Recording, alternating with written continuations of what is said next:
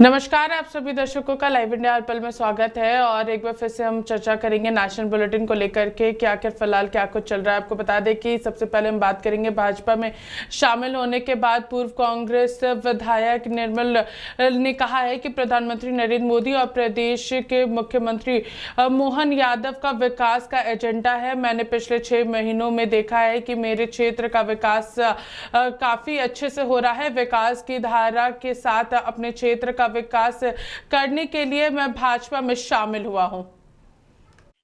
देखिए, जिस तरह देश के प्रधानमंत्री माननीय नरेंद्र मोदी जी और प्रदेश के मुखिया माननीय मोहन यादव जी का जो एजेंडा है विकास के लिए, और मैंने इन 6 महीनों में ये देखा कि मेरे बीना विधानसभा का विकास अवरुद्ध हो रहा था।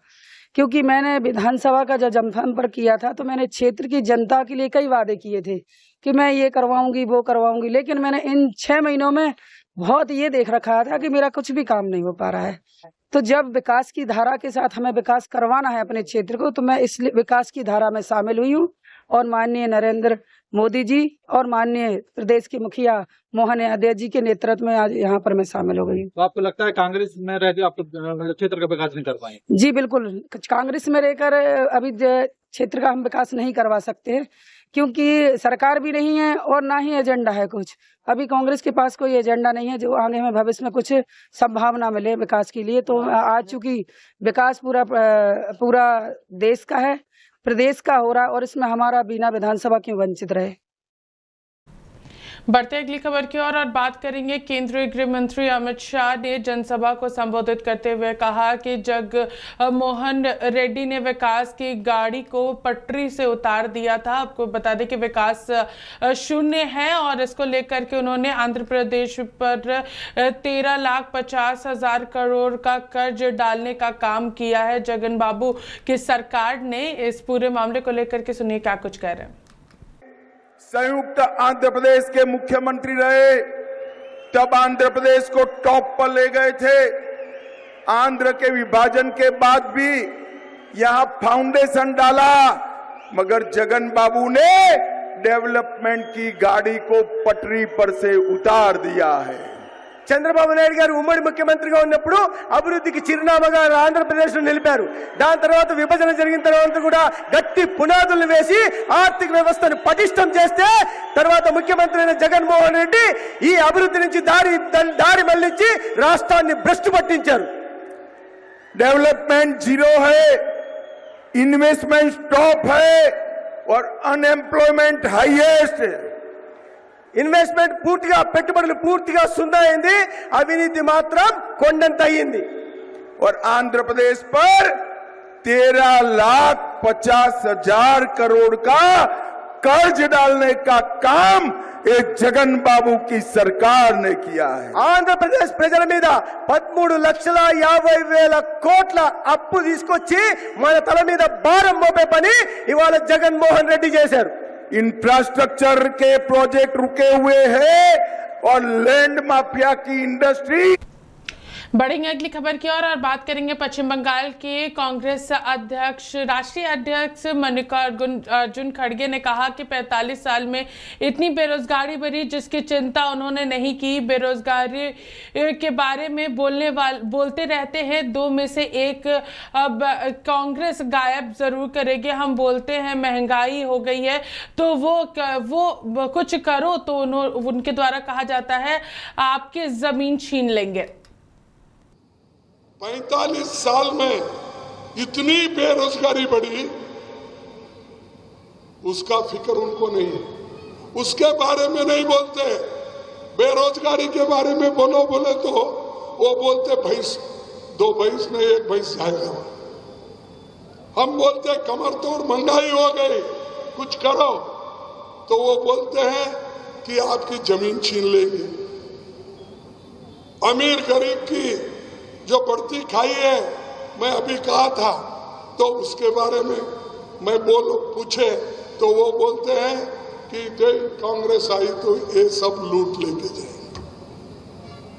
और बीजेपी के भ्रष्टाचार और इसके सबसे उनकी वसूली, उन्होंने इतना पैसा वसूल किया इलेक्शन के नाम पे इलेक्शन बॉन्ड के नाम से क्या किया?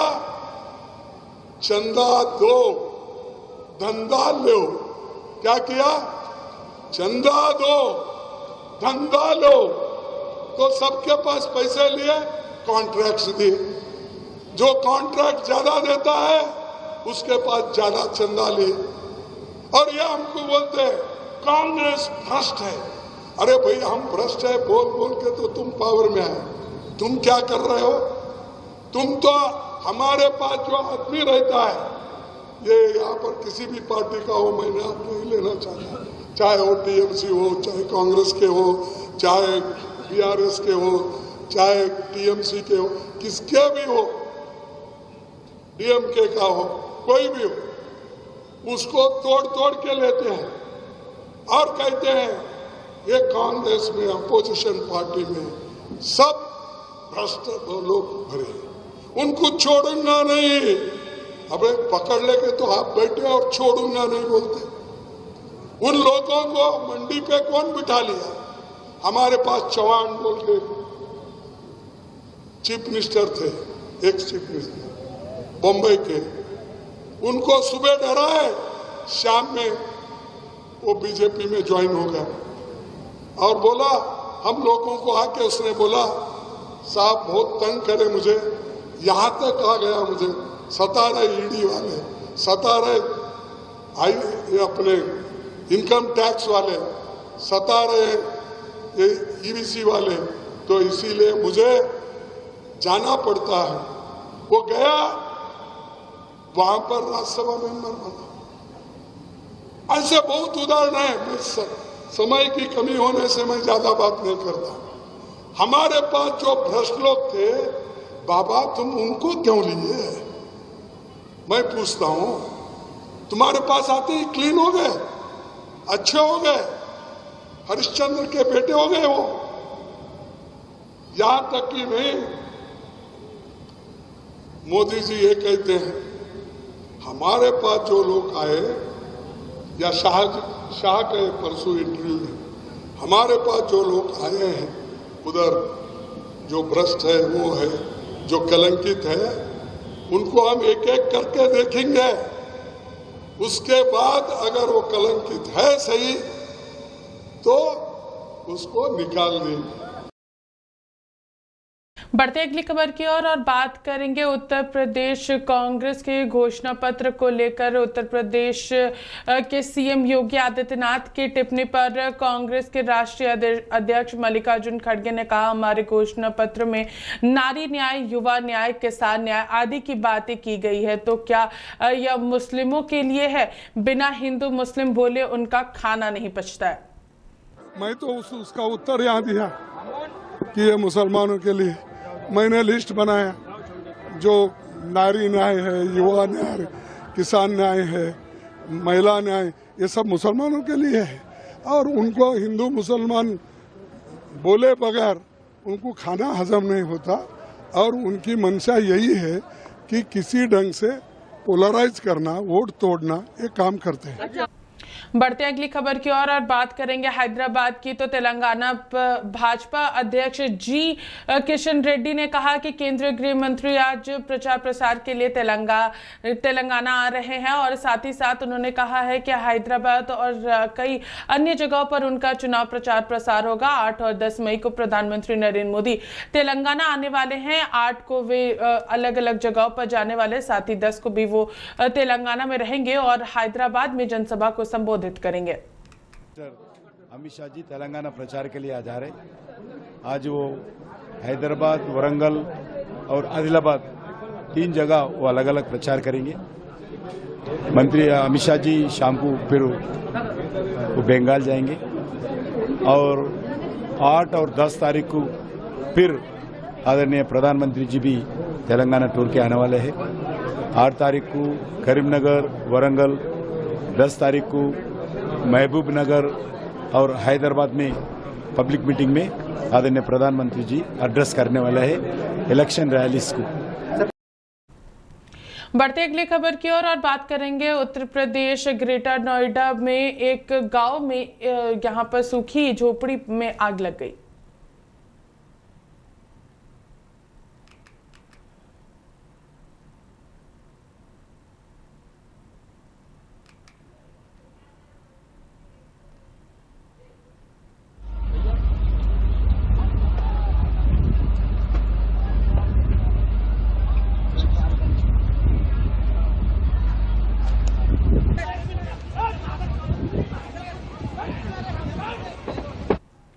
बढ़ेंगे अगली खबर की और बात करेंगे। दिल्ली के कांग्रेस अध्यक्ष देवेंद्र यादव ने कहा कि मेरे लिए आज का दिन बहुत महत्वपूर्ण है। मैं केंद्रीय नेतृत्व का धन्यवाद करना चाहता हूं, जिस उम्मीद और विश्वास के साथ उन्होंने यह जिम्मेदारी मुझे दी है उसका हम ईमानदारी से निर्वहन करेंगे। आज का महत्वपूर्ण दिन है मेरे लिए खास तौर से, क्योंकि एक बहुत महत्वपूर्ण जिम्मेदारी केंद्रीय नेतृत्व ने मुझे दी है। मैं केंद्रीय नेतृत्व का धन्यवाद भी करूंगा और साथ साथ उनको विश्वास भी दिलाना चाहूंगा कि जिस उम्मीद के साथ, जिस विश्वास के साथ उन्होंने ये जिम्मेदारी दी है, उसको पूरी मजबूती के साथ और हम निर्वहन करने का काम करेंगे। समय बहुत मुश्किल है, समय बहुत कठिनाइयां हैं, परेशानियां हैं, लेकिन मुझे पूरा विश्वास है कि मेरी टीम के साथ, कांग्रेस के वर्कर्स की मजबूती के साथ हम उन सभी मुश्किलों और परेशानियों से पार पाकर आने वाले समय में आप देखेंगे कि इंडिया गठबंधन की 7 की 7 सीट जीतकर हम कांग्रेस को मजबूत करने का काम करेंगे। आज जनता में उत्साह है, लोग बहुत खुश हैं, लोग चाहते हैं कि कांग्रेस को हम मजबूत करें। कहीं एक कड़ी जो मिसिंग थी, मैं कोशिश करूंगा उस कड़ी को वापस से जोड़ने की, और हम हर घर और हर व्यक्ति तक पहुंचने का काम करेंगे। Thank you. बढ़ते हैं अगली खबर की और बात करेंगे छत्तीसगढ़ की। तो भाजपा के राष्ट्रीय अध्यक्ष जेपी नड्डा ने कहा कि अगर किसी ने जनजातीय क्षेत्र के लिए कुछ किया है, तो हमारे आदिवासी भाई बहनों के लिए काम किया है, तो वो पिछले 10 साल में हमारे प्रधानमंत्री नरेंद्र मोदी ने किया है। मोदी के नेतृत्व में आज पूरे देश में 15 नवंबर को जनजातीय गौरव दिवस मनाया जाता है। आदिवासी महिला यहाँ पर द्रौपदी मुर्मू को राष्ट्रपति बनाने का काम किया है। अगर किसी ने जनजाति क्षेत्र के लिए, हमारे आदिवासी भाइयों के लिए काम किया, तो पिछले 10 साल में नरेंद्र मोदी जी ने काम किया। ये हमको याद रखना चाहिए। हमारा कोई गौरव दिवस नहीं था। आज मोदी जी के नेतृत्व में सारा देश 15 नवंबर को जनजातीय गौरव दिवस के रूप में मनाता है, और उस दिन हम अपने दिवस को मनाते हैं। आपने कभी सोचा था कि हमारे आदिवासी भाई, हमारी बहन, हमारी माता कोई भारत के सर्वोच्च पद पर बैठेगी? ये मोदी जी ने करके दिखाया है। आज भारत की महामहिम राष्ट्रपति, महामहिम द्रौपदी मुर्मू जी, वो वहां राष्ट्रपति के पद पर विराजमान है। वो गौरवमय पोजीशन पर किसी ने दिया है, वो मान सम्मान पहुंचाया है, तो आदरणीय प्रधानमंत्री जी ने पहुंचाया। बढ़ते अगली खबर की और बात करेंगे पटना की। तो प्रधानमंत्री नरेंद्र मोदी की दिल्ली और बिहार में शहजादे वाली टिप्पणी पर आरजेडी नेता मीसा भारती ने कहा, ये तो पीएम मोदी के अपने संस्कार हैं कि वे किस नाम और शब्द से किसे संबोधित करना चाहते हैं, लेकिन उन्होंने यह ध्यान देना चाहती हूँ कि जिसके बारे में वे शब्द प्रयोग कर रहे हैं, उन्होंने बिहार के नौजवानों को 5 लाख सरकारी नौकरी देने का काम किया है। देखिए, ये तो मोदी जी के अपने संस्कार हैं कि वो किस नाम से और किस शब्द से किसको संबोधित करना चाहते हैं। लेकिन मोदी जी को यह ध्यान देना चाहिए कि जिसके बारे में ये शब्द का प्रयोग कर रहे हैं, उसने बिहार के नौजवानों को 5 लाख सरकारी नौकरी देने का काम किया है। बढ़ते अगली खबर की और बात करेंगे आंध्र प्रदेश की। रक्षा मंत्री राजनाथ सिंह ने कहा कि इस आंध्र प्रदेश की धरती पर पैदा हुए पीवी नरसिम्हा राव भारत के प्रधानमंत्री थे। उन्हें पूरे देश में सम्मान प्राप्त किया, लेकिन कांग्रेस ने उन्हें जो सम्मान प्राप्त होना चाहिए था वो नहीं दिया, और उन्हें सम्मान देने का काम किसी ने नहीं किया, तो हमारे सरकार ने दिया। उन्हें हमने भारत रत्न से सम्मानित किया है। तेलुगु विड्डा के नाम से इसी आंध्र प्रदेश की धरती पर पैदा हुए, आंध्र प्रदेश की मां के कोख से पैदा हुए पीवी नरसिम्हा राव जी भारत के प्रधानमंत्री थे। उन्हें पूरा सारे देश में सम्मान प्राप्त है, लेकिन कांग्रेस ने जो सम्मान उन्हें दिया जाना चाहिए नहीं दिया, और उस तेलुगु विड्डा को सम्मान देने का काम यदि किसी ने किया है तो हमारी सरकार ने किया है और भारत रत्न से उन्हें हमने सम्मानित किया है। बढ़ेंगे अगली खबर की ओर और बात करेंगे। केंद्रीय गृह मंत्री अमित शाह ने कहा है कि हजारों की संख्या में लोग यहां आए हैं। यही बताता है कि पूरे आंध्र प्रदेश में पीएम मोदी और यहां पर पीएम मोदी के साथ है इंडिया गठबंधन का आंध्र प्रदेश में खाता भी नहीं खुलेगा। देखिए, इतनी धूप में हजारों की संख्या में 50,000 से ज्यादा लोग इतनी देर से बैठे हैं। वो ही बताता है कि पूरा आंध्र प्रदेश मोदी जी के साथ, चंद्रबाबू के साथ लामबंद है। यहाँ एनडीए अलायंस स्वीप करने जा रहा है। बढ़ेंगे अगली खबर की और बात करेंगे हरियाणा की। तो कांग्रेस नेता राहुल गांधी के अमेठी से उम्मीदवारी पर भाजपा नेता गौरव वल्लभ ने कहा कि सबसे पहले अपनी एक सीट यानी कि वायनाड से चुनाव लड़े। आप वहां वोटिंग होने दीजिए, उसके वहां से कुछ इनपुट एक मात्र किया जाएगा। देखिए, एक मैं आपको एक इंसिडेंस बताता हूं। आप पहले एक सीट पे लड़ते हो, दूसरी सीट का आपके मन में अभी विश्वास नहीं है, पहले आप वहां पे वोटिंग होने देते हो। वोटिंग होके आपने कोई इनपुट गैदर किया होगा। वायनाड में जब तक वोटिंग हुई, जब तक दूसरी सीट पे नहीं लड़ा चुनाव, फाइल नहीं किया नॉमिनेशन, वहां वोटिंग हुई तो उससे जो इनपुट आया कि भाई यहां पर प्रोबेबिलिटी ऑफ विनिंग कम हो रही है तो दूसरी सीट पकड़ो। दूसरी सीट भी अपनी पुरानी सीट नहीं, ऐसी सीट जो उनकी माताजी जहां पे चुनाव जीतती आई, वहां पे भी कराया कि भाई कहां पे क्या प्रोबेबिलिटी है, तो वहां बोले साहब ये अमेठी तो आपको बिल्कुल पसंद नहीं करेगी, तो यहां पर भाग्य आजमाया जाए। तो ये इस तरह का, मैं इसको कहूंगा दिस इज ए मिसचीफ। ये लोगों के साथ और विशेषकर वायनाड के वोटर्स के साथ फ्रॉड हुआ है कि जब तक उनका वोट नहीं पड़ा आप एक ही जगह से चुनाव लड़ रहे थे, जैसे ही वोट पड़ा आपने दूसरा नॉमिनेशन और फाइल कर दिया। ये बताता है, एक परीक्षा में 2 सवाल थे, कोई एक सवाल करना था, पर एक परीक्षार्थी ने एक सवाल किया और फिर दूसरा सवाल करने लगा। क्यों किया? क्योंकि उसको लगा कि पहला सवाल गलत हो गया है, जब भी वो दूसरा कर रहा है ना। तो ये एक सेल्फ कॉन्फिडेंस और सेल्फ डिक्लेरेशन में और सेल्फ गोल कर रही है कांग्रेस पार्टी, और वायनाड के वोटर्स के साथ फ्रॉड कर रही है, अब रायबरेली के वोटर्स के साथ फ्रॉड कर रही है कि जब तक मेरा वहां चुनाव नहीं होगा तो मैं वहीं रखूंगा। बढ़ते हैं अगली खबर की और बात करेंगे। टीएमसी द्वारा संदखाली घटना को लेकर के कहा कि साजिश बताते हुए जारी किए गए एक वीडियो पर टीएमसी के राष्ट्रीय महासचिव अभिषेक बनर्जी ने कहा भाजपा की हालत क्या खराब है। बीजेपी अवस्थान की तृतीय प्रश्न संदेशखाली निये अनेक गला फाटिয়েছিলেন।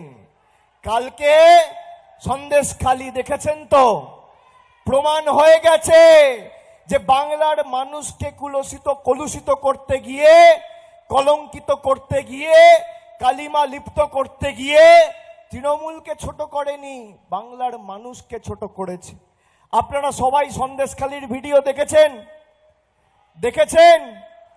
মহিলাদের 2,000 টাকা দিয়ে বিজেপির নেতারা মিথ্যা কমপ্লেন করিয়ে বলেছে তাদের সম্ভ্রম, তাদের ইজ্জত 2,000 টাকার বিনিময়ে বিজেপি নেতারা বিক্রি করে দিয়েছে দিল্লির কাছে, যে 2,000 টাকা নাও আর মিথ্যে ধর্ষণের কমপ্লেন করো। আমি বলছি না, বিজেপির মন্ডলের সভাপতি সন্দেশখালী 2 নম্বর ব্লক গঙ্গাধর কয়। बढ़ते अगली खबर की ओर बात करेंगे। बिहार के पूर्व उप मुख्यमंत्री व आरजेडी के नेता तेजस्वी यादव ने कहा कि बिहार में आरजेडी और महागठबंधन का तूफान है। इस बार देश में इंडिया गठबंधन की सरकार बनने जा रही है। पूरा आरजेडी और महागठबंधन का तूफान है और इस बार इंडिया अलायंस की सरकार बनने जा रही है। जो इस फेज का जो चुनाव है, 5 सीट हम लोग जीत रहे हैं और पूरा बीजेपी का सफाया हो गया।